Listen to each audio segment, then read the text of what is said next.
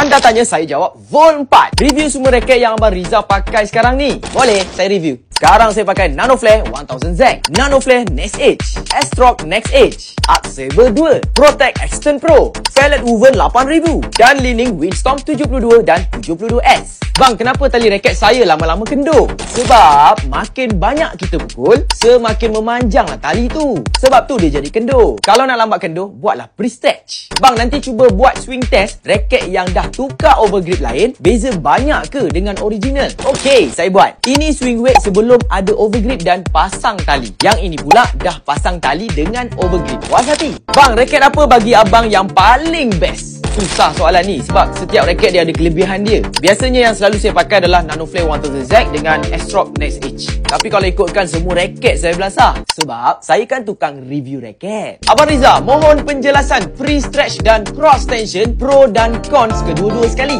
Sebelum ni saya pernah tanya user-user yang pakai cross tension ni, apa yang mereka kongsikan? Ada yang cakap sedap kontrol dan ada feel ketika smash. Kalau pre-stretch bagi saya best lah sebab tension lambat turun. Dan last sekali, abang dah kahwin ke? Kongko da ko ceking ke karida. Kalau susah sikit ada tak? Komen jap.